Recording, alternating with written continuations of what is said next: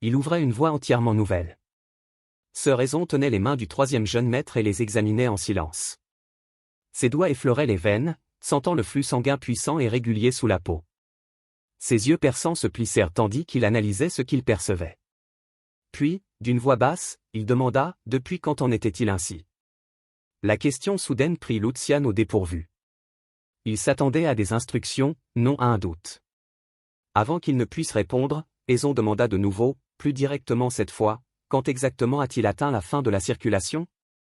Lucian cligna des yeux. La fin de la circulation ? Il ne comprenait pas ce que cela signifiait et lui demanda des précisions. Aison répondit calmement, expliquant qu'il venait d'examiner le corps de Lucian. La pureté de son mana était comparable à de la neige fraîche recouvrant un champ d'hiver, propre et sans défaut. La structure interne de son corps permettait au mana de circuler avec une efficacité parfaite, telle une roue à aubes tournant sans la moindre résistance. Ce n'était pas un talent ordinaire. C'était un niveau que seule une poignée d'artistes martiaux pouvaient atteindre après avoir consacré toute leur énergie à la cultivation. Lucian garda son expression impassible, mais ses pensées s'agitèrent rapidement. Il avait toujours senti que sa circulation était inhabituelle. Depuis le début, elle lui avait paru trop fluide, trop naturelle. Pourtant, entendre la confirmation d'un maître d'armes lui serra le cœur. C'était plus proche de la perfection qu'il ne l'avait imaginé. Si c'était vrai, le cacher n'avait plus aucun sens. Lui aussi s'interrogeait sur son état. À moins d'être un maître d'armes, personne ne pouvait vraiment expliquer ce qui se passait en lui. Baissant légèrement la tête, Lucian répondit honnêtement. Cela faisait environ un mois qu'il avait commencé sa circulation. Dès le départ, tous ses monopathes étaient ouverts. Il n'y avait eu ni lutte, ni résistance, ni barrière à franchir. Tout avait coulé librement. Les yeux d'Aison s'écarquillèrent, la surprise traversant son visage. Lucian poursuivit, expliquant qu'il avait entendu dire que la circulation s'accompagnait généralement de douleurs et d'obstructions. D'autres décrivaient des veines brûlantes, des canaux obstrués et des voies brisées. Pourtant, il n'avait rien ressenti de tel. Son mono s'était développé sans heurts dès le début, presque naturellement, comme si son corps l'attendait depuis toujours. Un silence s'installa entre eux. Les pensées d'Aison s'emballaient. Même lui avait fallu des décennies d'efforts et de discipline pour atteindre un tel état. Et pourtant, ce jeune homme y était parvenu en un seul mois. Peut-être que les anciens épéistes, ceux qui, disait-on, fendaient les montagnes et séparaient les mers, n'étaient pas de simples légendes après tout. Peut-être qu'un tel talent extraordinaire existait réellement. Après un instant d'hésitation visible, Aison reprit la parole. Sa voix était grave, comme s'il mesurait toute la portée de ses paroles. Il souhaitait poser une question, même si elle paraissait irrespectueuse. Il la posa donc, Lucian accepterait-il de renoncer à la succession de la maison Valdic ? Le temps sembla s'arrêter. Les yeux de Lucian s'écarquillèrent. Il ne s'attendait pas à ces mots. Au-dessus d'eux, le ciel était d'un bleu limpide et lumineux, et une douce brise emportait des feuilles mortes sur les dalles de la cour. Un instant, tout sembla lointain, comme étouffé. La requête résonna dans sa tête, renoncer à la succession. La confusion laissa place à l'anxiété, puis à la peur. Sa voix se fit plus rauque lorsqu'il demanda, exigeant de savoir ce que signifiait « monsieur ». D'Aison croisa le regard anxieux de Lucian et comprit la tempête qui agitait l'esprit du jeune homme. Son corps avait-il un problème ? Était-il incapable d'apprendre les formes d'épée correctes ? Son mana finirait-il par se retourner contre lui ? Les pensées de Lucian s'enchaînaient, passant d'une terrible possibilité à l'autre, mais il répondit avec un calme imperturbable. C'était tout le contraire. Lucian se figea. Tout le contraire. Aison le regarda d'un œil ferme et déterminé et parla clairement. Le corps de Lucian était un réceptacle idéal. Non seulement il pouvait exploiter pleinement le potentiel de son mana et de sa chair, mais il possédait aussi le potentiel de dépasser même cette limite.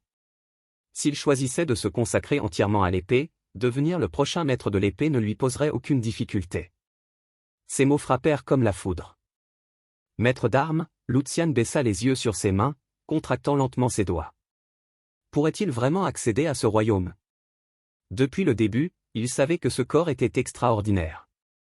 Il en avait ressenti l'équilibre, la force naturelle, la circulation sanguine parfaite. Mais cela dépassait même ses espérances. Il s'était déjà estimé chanceux d'avoir hérité de l'ancienne forme d'épée connue sous le nom d'épée du cœur de lion. Grâce à elle, il pensait avoir trouvé le chemin vers le sommet qu'il avait jadis convoité. Cela seul avait été un miracle. Pourtant, on lui disait maintenant qu'il pouvait atteindre quelque chose de plus grand encore. Non seulement la maîtrise, mais le summum de l'art de l'épée. Mais un tel chemin exigerait tout. Le talent seul ne suffirait pas. Cela exigerait une concentration absolue, une vie sans distraction ni loyauté partagée. Lucian leva la tête et croisa le regard du vieux bretteur. D'une voix calme mais assurée, il demanda si c'était la raison de son choix, car il ne pouvait emprunter les deux voies à la fois.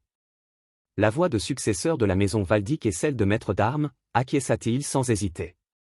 C'était exact. Plus précisément, c'était parce qu'il n'avait pas assez de temps. Bien que sa circulation sanguine lui permette de se tenir droit et de se mouvoir avec vigueur malgré son âge presque centenaire, il ne pouvait ignorer le lent déclin de son corps. Son pouvoir restait aiguisé, mais le temps était impitoyable. S'il souhaitait transmettre tout son héritage de son vivant, les années qui lui restaient étaient déjà trop peu nombreuses. Même si le troisième fils se consacrait exclusivement à l'épée, le temps serait compté. Les yeux de Lucian s'écarquillèrent légèrement. 8 ans, si sa mémoire était bonne, c'était le temps qu'il restait au maître de l'épée avant que la mort ne l'emporte. La vérité lui pesait lourdement sur la poitrine. Il ne lui restait vraiment plus beaucoup de temps. Idéalement, il devrait accepter l'offre et se consacrer entièrement à la lame. C'était une opportunité qu'il avait désirée pendant des vies entières. Poursuivre le sommet sans entrave, se tenir au sommet et graver son nom dans l'histoire. Mais l'avenir dont il se souvenait ne se forgeait pas uniquement par la force. Les années à venir sombreraient dans le chaos. Les nations s'affronteraient. Les alliances se briseraient. Le pouvoir se déplacerait comme le sable sous la tempête. Ceux qui survivraient ne seraient pas simplement les guerriers les plus forts. Ils seraient ceux dont le nom, empreint de légitimité, inspirait la loyauté, occupait des positions qui unissaient les armées, et possédait une autorité derrière laquelle les autres pourraient se rallier.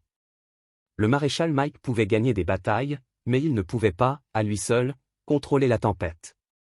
C'était le moment dont il avait rêvé. Poursuivre le sommet ultime de l'épée, ne vivre que pour la lame. Pourtant, les rêves n'étaient pas les seules choses qui comptaient. Lucian baissa respectueusement la tête et présenta ses excuses à Aizan. Il souhaitait rester à l'écart de tout cela jusqu'à la fin. L'offre dépassait sa condition, et il en était profondément reconnaissant, mais il ne pouvait l'accepter. Sa voix demeura calme, bien qu'une douleur lancinante l'envahît intérieurement tandis qu'il parlait. Aizan l'observa en silence un long moment. Puis il laissa échapper un léger soupir. « C'est moi qui devrais avoir honte, murmura-t-il. Que ai-je fait dans ma jeunesse pour devenir si avide à présent, à cause de mon troisième fils ?» Il semblait avoir cherché à se ménager une trace. La preuve que son épée ne s'éteindrait pas avec le temps. Peut-être avait-il souhaité voir son héritage perpétué par des mains dignes de la porter. Lucian ne répondit pas immédiatement. Le poids du regret silencieux d'Ice planait entre eux. Puis, prudemment, il posa une question. S'il y avait par hasard une autre personne talentueuse en plus de moi, que feriez-vous ? La scène se déplaça loin de la cour paisible sous le soleil de plomb, près d'un vaste champ. Un jeune noble filait à toute allure à travers la campagne. Le cheval galopait, franchissant avec aisance les clôtures de bois basses et se faufilant avec précision entre les obstacles épars. La poussière se soulevait et des nuages tourbillonnaient derrière eux. Le cavalier avait l'air confiant et déterminé, sa monture ferme et maîtrisée. Derrière lui, un majordome corpulent peinait à suivre à pied. Son visage s'empourpra tandis qu'il criait désespérément dans le vent. Pendant qu'il courait, la nouvelle concernant le troisième fils venait d'être confirmée. Le cavalier tira brusquement sur les rênes, arrêtant net le cheval. L'incrédulité se lisait clairement sur son visage, les rumeurs ridicules étaient donc vraies. L'idiot avait été reconnu comme un nouveau candidat à la succession. Ce jeune noble était Joshua Valdic, le quatrième fils de la maison Valdic. Il descendit de cheval et s'essuya le front d'un linge. Le majordome, reprenant son souffle, expliqua que tout était conforme aux rumeurs. L'Arcoquaire avait officiellement intégré le troisième fils à l'ordre de succession. De plus, il était placé sous la tutelle directe de Sir Aizan et avait commencé un entraînement formel à l'escrime. Le visage de Joshi s'assombrit du début à la fin. Lucian avait été un obstacle. Il était déjà difficile de se constituer un réseau de soutien, éclipsé par ses deux frères aînés. Chaque allié devait être gagné avec soin. Chaque faction neutre nécessitait d'être convaincue. Désormais, une autre option s'offrait à eux. Sa colère monta en flèche. Frustré, il jeta l'éponge. Lucian ne pouvait-il pas simplement rester caché dans un coin de sa chambre, comme auparavant? Cela lui aurait-il vraiment coûté la vie de rester inutile et silencieux?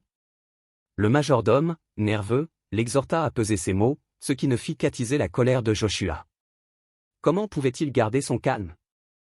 Et si la loyauté fragile qu'il avait péniblement glanée commençait à vaciller? Le soutien politique était comme du verre, une fois brisé, il ne pouvait jamais retrouver son état initial. Même appeler Lucian, frère, le faisait bouillir de rage.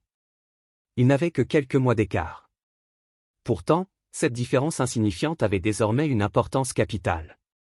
Joshua se força à respirer. La rage seule ne résoudrait rien. Il se mordit légèrement l'ongle, incapable de rester immobile. Il devait trouver une solution. Soudain, une idée lui vint. Son regard s'aiguisa. Puisque Lucian avait commencé à apprendre l'épée, il trouverait bientôt un partenaire d'entraînement. C'était tout à fait naturel. Joshi se tournerait vers le majordome et lui ordonnerait de préparer des épées aiguisées. Non pas des lames d'entraînement, mais de véritables armes, de l'acier véritable, destiné au combat. Mais le majordome resta figé, sous le choc. Les lèvres de Joshi esquissèrent un sourire fin et maîtrisé. Il n'avait qu'une seule leçon à donner à son cher frère.